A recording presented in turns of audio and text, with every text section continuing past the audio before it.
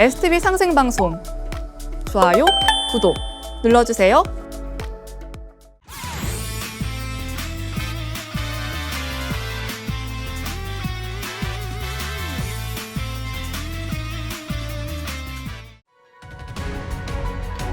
안녕하세요. 역설의 박찬호입니다. 오늘 이 시간에는 담노에 대해서 알아볼 텐데요. 크게는 백제 22담노 그리고 일본 담노도에 대해서 알아보도록 하겠습니다. 네, 많은 분들이 알고 있는 22담노는요. 이처럼 백제의 해외 경략을 담고 있는 것입니다. 이 담노에 대해서 다루고 있는 기록이 있습니다. 바로 양직공도인데요. 이 양직공도에 대해서 먼저 알아보도록 하겠습니다. 양직공도는 양나라의 직공도다 이렇게 볼 수가 있겠습니다. 이 양나라는 502년부터 557년까지 존재했던 나라인데요. 이 양직공도는 양무제의 7번째 아들인 소역이 형주 자사로 재임할 때에 조공해온 주변 제국 사신들의 모습을 묘사한 두루마리의 그림입니다.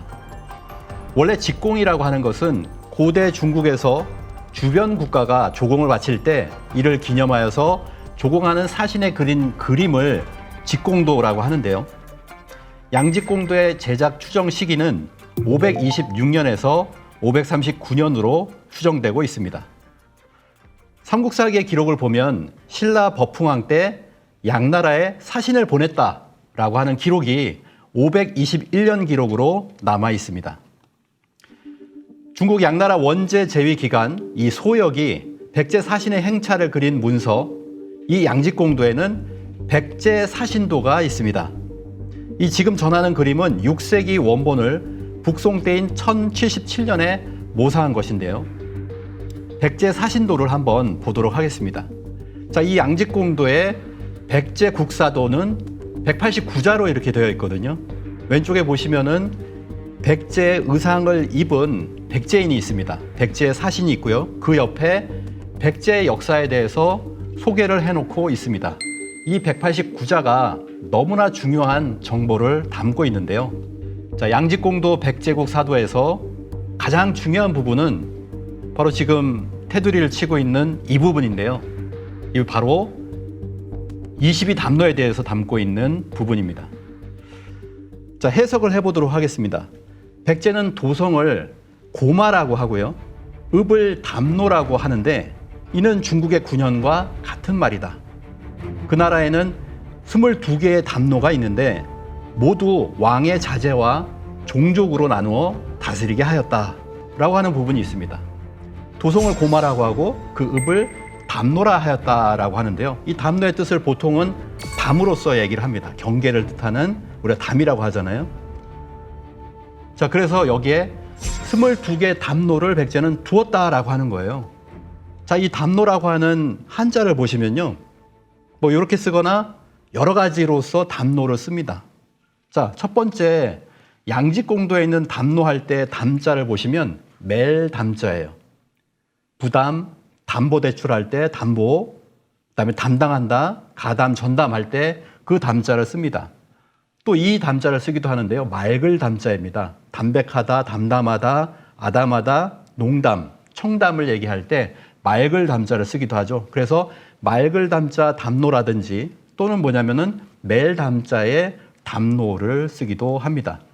자, 양직공도의 백제 설명 구조를 보려면 구당서 백제전을 보면 되는데요.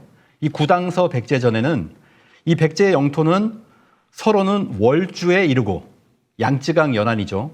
북으로는 바다를 건너 고구려에 이르고 그리고 남으로는 바다를 건너서 외에 이른다라고 하는 구절이 있습니다. 자, 이 부분과 양직공도는 상통한 뜻을 가지고 있는데요. 자, 이 양직공도를 한번 풀어보도록 하겠습니다. 양직공도의 첫 번째 구절은요. 백제는 옛적 레이였고 마한에 속하였다. 이런 부분이 나오거든요. 자, 여기 보시면 레이는 어디냐면 바로 산동반도에 있습니다. 백제가 초기에는 바로 산동반도에 있었다라고 하는 것을 이야기하고 있습니다. 백제는 처음에 서선호가 두 아들 비류와 온조를 데리고 해대 지역으로 이주를 합니다. 그리고 소선화가 타계한 이후에는 하남 위례성에 도읍을 하고 백제를 건국하게 되는데요. 이 폐대 지역이 어디냐면 좀 전에 보셨던 레이, 산동반도 바로 윗부분이거든요. 그래서 이 부분을 백제 초기 지역이라고 할 수 있겠습니다. 자, 양직공도는 이어서 요서진평 백제에 대해서 설명하고 있는데요. 바로 대륙백제입니다. 서진 말에 고구려가 요동을 차지하자 백제 역시 요서진평현을 차지하였다라고 하는 부분이 있습니다. 자, 이 부분에서 낭랑이라고 나오죠. 백제가 아니라 낭랑이라고 하니까 낭랑이 아니냐라고 하시는 분이 계신데 이 부분은 이 낭랑이 바로 백제를 뜻합니다. 양서백제전을 보시면 그 나라는 본래 구려와 함께 요동의 동쪽에 있었다. 진대에 구려가, 이 구려는 고구려를 얘기합니다. 고구려가 이미 요동을 차지하니 백제 역시 요소와 진평의 두 군의 땅을 차지하고 스스로 백제군을 다스렸다라고 하는 구절이 나오는데요. 이 양서백제전과 그리고 양직공도는 통해 있는 것이죠. 그렇기 때문에 이 낭랑은 백제다라고 하는 것을 알 수가 있습니다.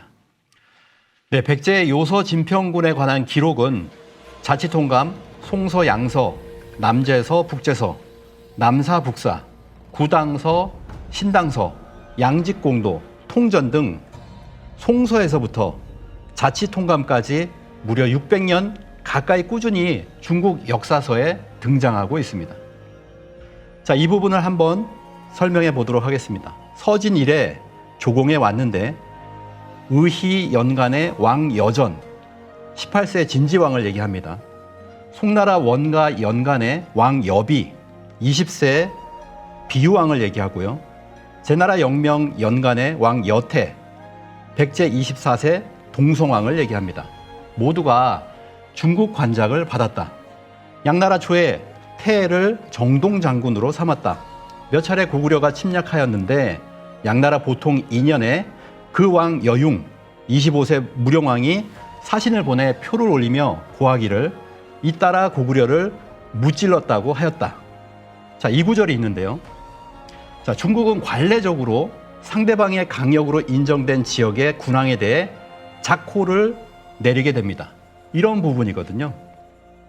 자, 그래서 그 중에 하나를 보시면 송나라 원가 연간의 왕 여비, 이 비유왕에게 중국 관작을 주었다라고 하는 내용이 양직공도에 있습니다. 자, 이것을 송서에서 보면 이런 내용이 있어요. 원가 27년 450년에 이 비유왕이 멋대로 대사 풍야부를 서하태수로 임명하였다라고 하는 부분이 있거든요. 자, 서하태수. 이 서하가 어디냐면 산서성 하동도 지역이라고 합니다. 자, 이 지도에서 보시는 것처럼 이 서하라고 하는 지역은 우리가 알고 있는 이 중국의 동쪽 연안에서부터도 깊숙하게 들어와 있는 곳이거든요. 자, 이것을 보시면은 백제의 그때 당시의 영역이 어디까지 깊숙이 들어와 있는가라고 하는 부분을 알 수가 있습니다. 자, 그리고 나서 태를 정동 장군으로 삼았다라고 했는데요. 이 태는 동성왕을 이야기합니다. 정동 장군은 무엇이냐? 자, 지도를 보시면 청주, 연주, 서주, 양주를 담당하는 사령관을 정동 장군이라고 이야기를 합니다. 그럼 동성왕 때 백제가 담당했던 그런 지역, 그 지역을 알 수가 있는 것이죠. 자, 그리고 남제서 백제전을 보면 이런 얘기가 있습니다. 북이가 기병 수십만을 내어서 백제를 침입하였다. 이때 동성왕은 장군 사범명, 찬수류, 해례곤, 목간나를 파견하여 침입군을 쳐서 크게 이겼다 라고 하는 구절이 있거든요. 이게 490년에 있었던 일입니다.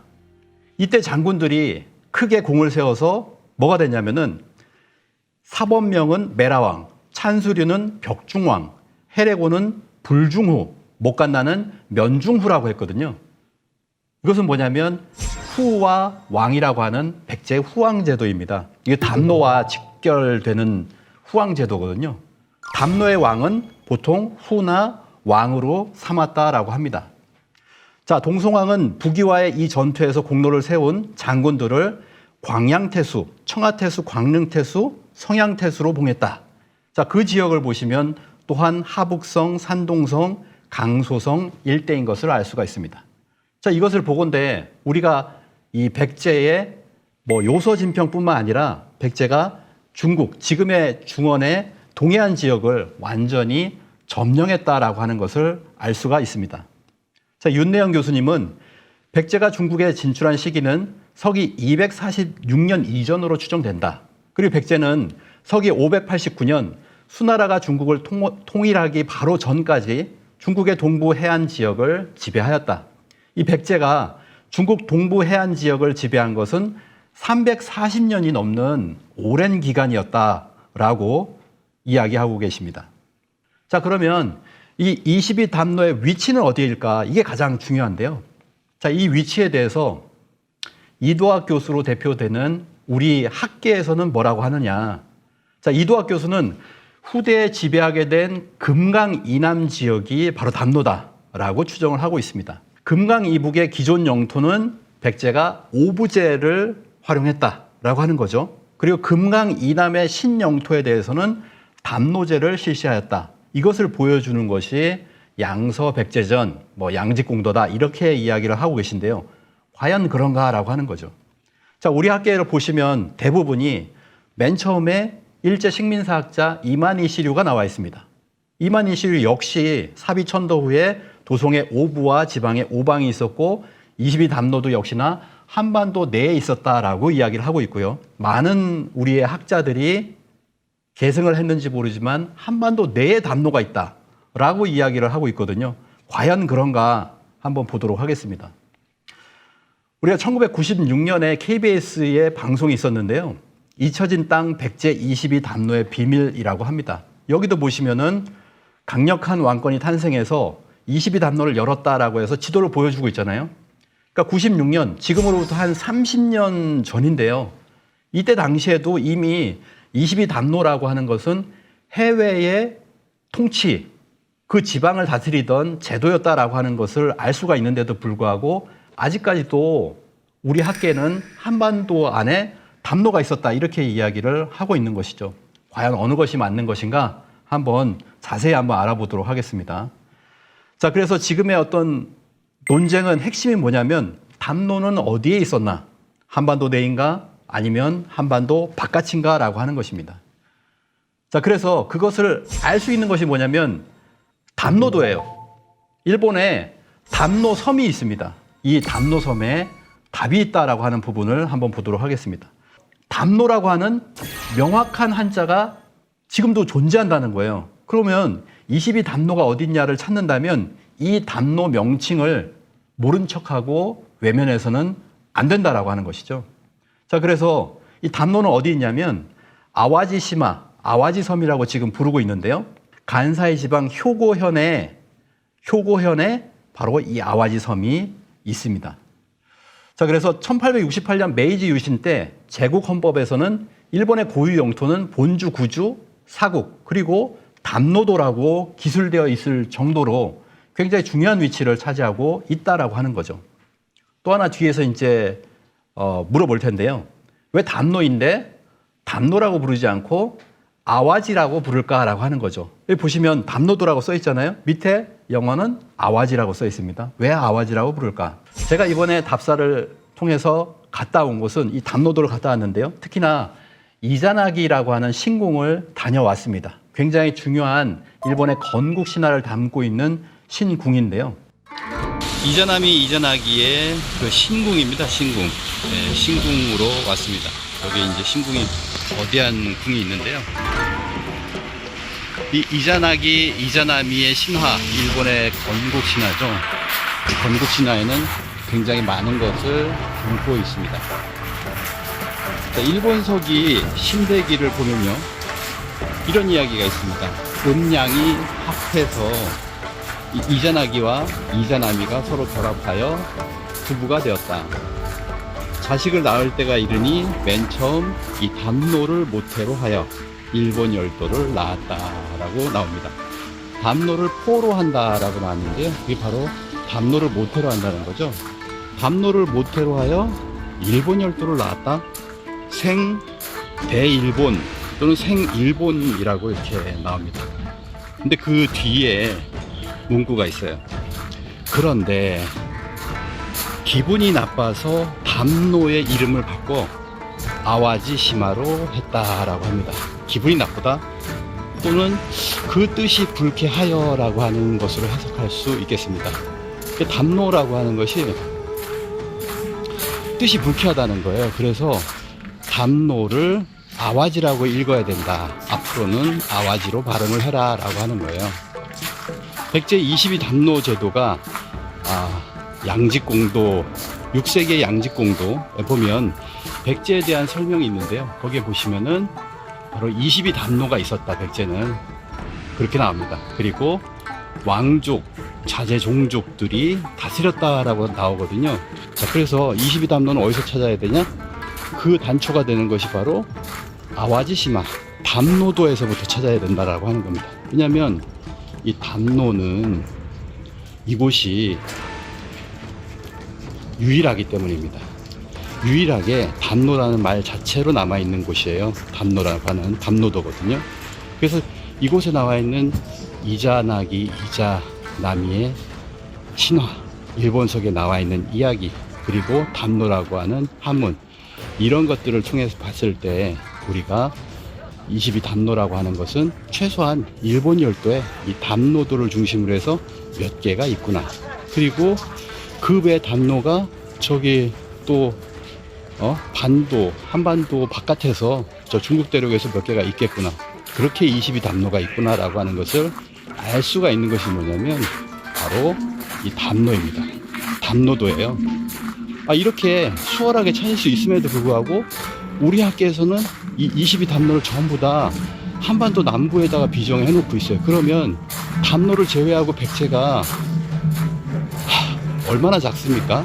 소국이 되어버리는 거예요. 22담노가 있음에도 불구하고 자, 그렇게 되는 거거든요. 그래서 이해할 수 없는 지금 어떻게 보면 학계의 행태라고 볼 수가 있는데요. 왜 22담노를 얘기하면서 그 22담노의 담노도를 얘기하지 않느냐라고 하는 거죠. 회피하고 있다라고 하는 겁니다. 여기에 나오는 유물, 유적 조사해 봐야죠. 네, 전혀 하지 않는다라고 하는 겁니다. 왜냐하면 그렇게 하면은 써주지 않기 때문에 그래요. 우리 학계에서. 그래서 그러한 문제가 있다라고 하는 말씀을 드리고, 그래서 이 담노도에 대한 연구를 우리가 해야 되겠다라고 하는 말씀을 드리면서 이자나미 이자나기의 신궁, 바로 담노도에 있는 신궁에서 이렇게 말씀을 드립니다. 영상을 보시니 어떠신가요? 이 영상을 통해서 이자나기 신궁 속에 담겨져 있는 이자나미의 신화가 바로 담노를 이야기하고 있다라고 하는 것을 알 수 있게 되었습니다. 자, 일본서기 신대기를 한번 보도록 하겠습니다. 핵심은 뭐냐면 담노주가 탄생하고 일본이 그 다음에 탄생을 했다라고 하는 부분이 이제 핵심이 되겠습니다. 자, 일본서기 신대기를 보면 이런 내용이 있습니다. 두 신이 부부가 되어, 부부죠. 두 신이 부부가 되어 먼저 담노주와 담주를 낳았다. 여기서 담노주라고 하는 것은 바로 담노를 얘기하고 이 담노섬을 이야기합니다. 그리고 뭐냐면 대일본 풍푸진주를 낳았다. 대일본을 낳았다라고 하는 거예요. 생대일본이라고 합니다. 담노주가 있고 일본을 낳았다. 그리고 뭐 축자국을 낳았다. 무슨 섬을 낳았다라고 하는 게 나오죠. 자, 이런 부분이 나오고요. 자, 이 부분을 또 다른 문장에서는 이렇게 서술하고 있어요. 음양의 두 신인 이자나기와 이자나미가 서로 결합하여 부부가 되었다. 자식을 낳을 때가 이르니 맨 처음에 담노를 모태로 하였다. 이 부분이 굉장히 중요하거든요. 그런데 그 뜻이 불쾌하다. 자, 이 뜻이 무엇일까요? 여기 보시면 정확하게 뜻 의자가 나오잖아요. 뜻이 불쾌한 바 이렇게 되어 있습니다. 불쾌라고 한자가 써 있죠. 그 뜻이 불쾌하다. 그래서 담노의 이름을 바꿔 아와지로 했다. 자, 한자 그대로 보시면 담노주, 그냥 담노주로 되어 있어요. 그거 뭐냐면 발음을 바꿨다라고 하는 거거든요. 그럼 뭐냐? 아와지 시마라고 하는 이 섬의 원래 발음은 그냥 담노였다라고 하는 겁니다. 그러니까 일본 사람들이 담노를 발음을 했으니까 담으로 정도가 되겠죠. 담노를 담으로라고 발음을 했으나 이게 불쾌하여 가지고 뒤에서 아와지로 바꿔서 부르게 하였다라고 하는 겁니다. 그리고 뭐냐면 대일본이 탄생하였다라고 하는 부분이 나오거든요. 자, 이 부분을 보시면은 정확하게 이자나기가 가리키고 있는 부분이 담로로 나오는 그런 그림들도 이렇게 보여줄 수가 있죠. 이렇게 몇 개가 있습니다. 뭐 만화로 그려진 부분도 있고요. 이 담로라고 하는 것이 이자나기 신궁에 가보니까 이런 벽에 그린 그림이 있어요. 중심이라는 거죠. 이 담로를 중심으로 해서 일본이 탄생하는 과정. 그렇기 때문에 담로를 아예 중심에 딱 두고 있는 그런 그림도 확인할 수가 있습니다. 자, 그래서 우리가 알 수 있는 것은 뭐냐면 담로가 왜 아와지로 바뀌었을까? 왜 그 뜻이 불쾌할까라고 하는 부분이거든요. 왜 뜻이 불쾌할까? 핵심이 뭐냐면 백제 22 담로제에서 일본이 탄생했기 때문이다라고 하는 겁니다. 백제 담로를 모태로 해서 일본이라는 나라가 수립되었다는 것이 굉장히 그때 당시로서는 불쾌하다는 것이죠. 그래서 담로라는 한자는 놔두지만 읽을 때는 담로라고 읽지 않고 아와지라고 읽으라고 강요한 것으로 추정이 됩니다. 자, 그 당시에는 실제 섬은 담로라고 쓰고 담으로라고 읽었을 것으로 추정되고 있는 것입니다. 결국에 뭐냐면 백제의 담로 제도가 지금의 일본을 낳았다라고 하는 거예요. 백제의 담로가 대일본을 낳았다, 일본을 낳았다라고 하는 겁니다. 자, 여기서 중요한 건 뭐냐면 최소한 한반도 바깥인 일본 열도에 담로가 있었다라고 하는 거거든요. 그럼 결국에는 뭐냐? 한반도에 있는 담로가 아니다라고 하는 거죠. 백제의 한반도는 오방제도가 있고 그리고 해외를 경략하는 제도는 22담로라는 제도가 있어서 22개의 담로가 있었다라고 하는 겁니다. 그중에 뭐냐면 일본에는 뭐 5개나 7개의 담로가 있었다라고 하는 거죠. 백제와 담으로였던 외나라들이라고 하는 책이 있는데요. 이 책의 저자인 김영덕이라는 학자는 이렇게 이야기를 합니다.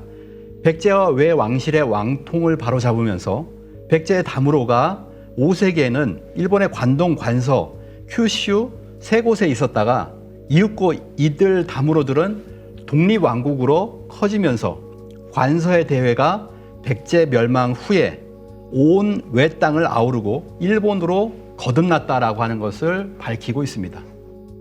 이것은 좀 더 우리가 연구를 해봐야 되지만 백제의 담로가 있었고 그 담로를 보건대 여러 담로들이 일본에 있었다라고 하는 것은 확실하죠.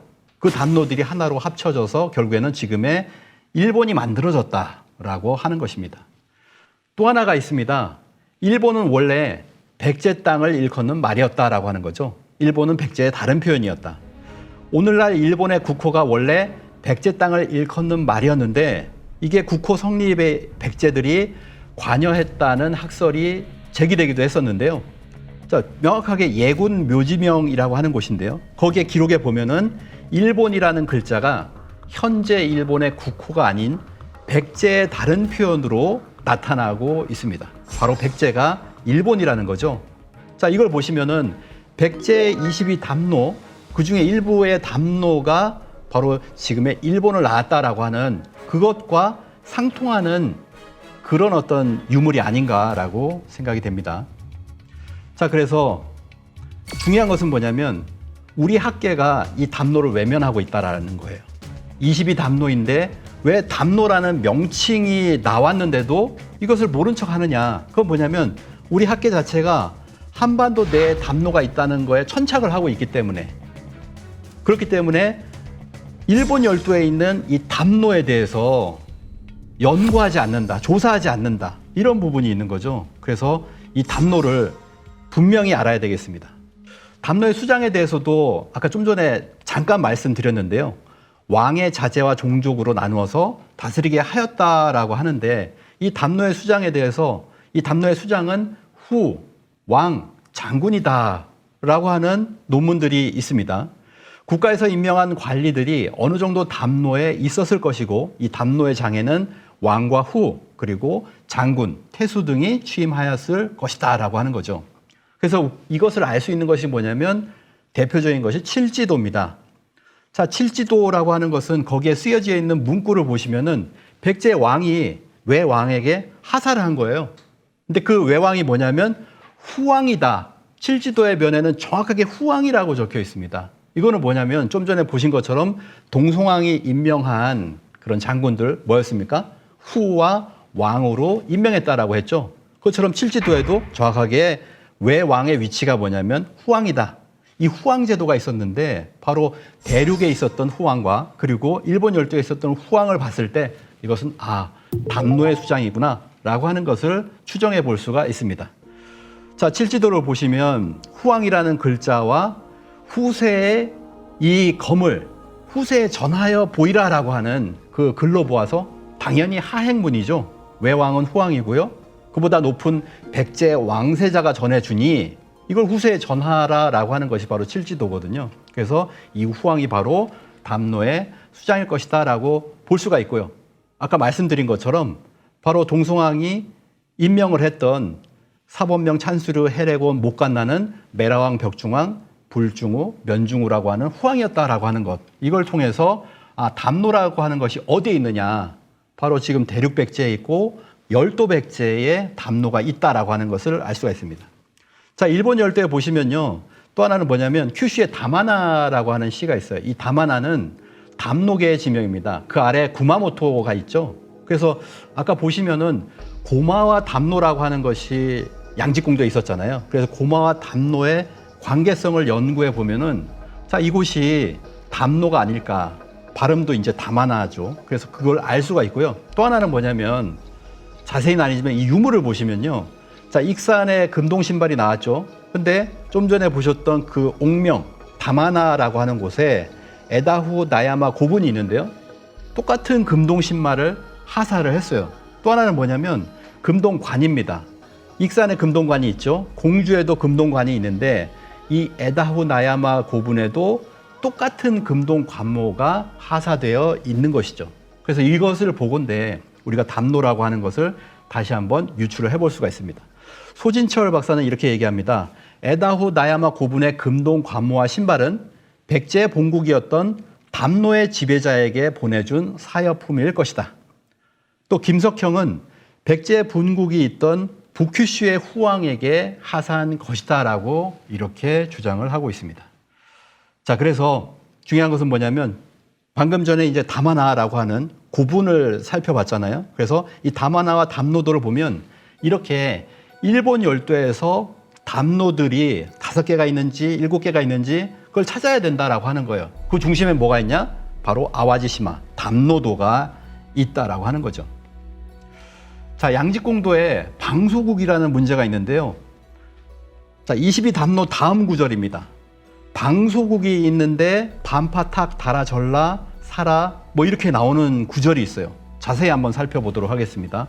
방소국 유 반파탁 달아 절라 사라 지미 마련 상사문 하친나 등 부지라라고 하는 이 구절이 있는데요. 자, 방소국이라고 하는 건 뭐냐? 그건 뭐냐면 방이라고 하는 것은 옆이라는 뜻입니다. 그러면 방국이라고 하는 건 이웃 나라예요. 근데 방소국은 뭐냐면 이웃의 소국이다. 이웃의 작은 나라인데요. 뒤에 붙을 붙자가 붙었습니다. 부역하고 있다. 의지하고 있다. 어디에? 백제에 의지하고 있다라고 하는 거죠. 이 9개 나라가 백제에 의지하고 있다라고 하는 겁니다. 그런데 22담노에 대한 28자가 나오고요. 그 뒤에 이 방소국에 관해서 26장가가 나오는데 그건 뭐냐면 22담노 방소국, 주변의 소국이라는 뜻이에요. 주변의 소국. 그래서 이 소국들은 어디서 찾아야 되냐면 일본 열도에서 찾아야 되는 것입니다. 그런데 뭐냐면 지금 문제가 뭐냐면요. 이 방소국이 문제인데요. 이 방소국인 반파탁, 다라, 전라, 사라, 지미, 마련, 상기문 또는 상사문, 하침나 등을 한반도에 배치하고 있다는 거예요. 지금 우리 학계가 한반도에 전부 다 배치하고 있다는 겁니다. 그러면은 결국 임나 일본 부서를 부흥시키는데 이용되고 있다라고, 악용되고 있다라고 이야기를 할 수가 있는 거죠. 이 양직공도를 임나 일본 부설에 악용하고 있다라고 하는 겁니다. 자, 우리가 가야 고분군 세계유산에 등재가 되었죠. 근데 등재가 될 때 보시면은 7개 고분군이 있는데요. 그 출처가 어디냐면 전부 일본석입니다. 그러니까 7개가 전체에 해당되는 출처는 뭐냐면 일본석이에요. 자, 이걸 감추기 위해서 뭐냐면은 이 중에서 옥전 고분군과 이걸 다라국이라고 했죠. 유곡리와 두락리 고분군 남원시에 있는데 김운국이라고 했어요. 다라국, 김운국 이렇게 얘기했습니다. 자, 이거 출처는 양직공도가 먼저다. 이런 얘기를 하거든요. 왜 다라구 김흥국이라고 해서 삼국사기에도 없고 우리 기록에 없는 나라를 가야라고 하느냐라고 이렇게 민족 진영에서 항의를 했어요. 그랬더니 문화재청에서 답변하는 것이 뭐냐면, 자, 다라구 김흥국은 일본 서기에만 적혀 있는 게 아니다. 가장 오래된 중국 외교문서에 기록되어 있는데 그게 바로 양직공도다. 이렇게 이야기를 하는 거예요. 다라구 김흥국 봐라. 양직공도에 써 있지 않느냐라고 주장을 하고 있습니다. 그러면서 가장 오래된 기록을 선호합니다. 라고 이렇게 이야기를 하고 있는 것이죠. 그런데 이 방소국들이 어디에 있습니까? 방소국은 22담로 주변에 있는 거예요. 그러니까 일본 열도에서 찾아야 되는 것 같다가 한반도 남부에서 찾으려고 하니까 이게 문제가 되는 것이고 여기에 양직공도를 악용하고 있다라고 하는 겁니다. 백제의 22담로라고 하는 것은 백제의 해외 경략, 해외를 통치하는 제도였다라고 하는 것을 말씀드렸는데요. 일본 건국신화 속 담로는 백제 22담로 중 하나였다. 그 담로는 고대의 일본 건국에 기여했다라고 하는 것입니다. 일본 열도에 100% 명확하게 분명한 그 담로가 있다. 한자가 명확하죠. 그 담로가 있습니다. 거기 유물도 있고요. 정확하게 다 구비되어 있죠. 자, 일본 담로도를 통해서 최소한 한반도 바깥에 담로가 있었다라고 하는 것을 알 수 있으므로 이 22담로는 모두 한반도 바깥에서 찾아야 되는 것이다 라고 하는 거죠. 그렇지만 우리 학계는 백제를 반도 안에 가두고 임나일본부설에 부역하는 논리를 펴고 있다라고 하는 겁니다. 아까 양직공도의 방소국이라고 하는 것을 전부 다 한반도 남부에 이렇게 두면서 일본 서기와 같지 않느냐. 자, 이런 식의 논리를 펴고 있는 것이거든요. 이거를 타파해야 된다라고 하는 것입니다. 자, 일본 말로 아와지시마, 바로 담로도인데요. 이 담로도는 먹거리에 보고 럭셔리한 일본 소도시 여행지로 각광을 받고 있습니다. 오늘 이 방송을 보시는 분들이 방문을 하신다면 백제의 해외 경략 제도인 담로제의 핵심, 이 담로를 찾아가는 마음으로 한번 여행을 떠나보시는 것은 어떨까요?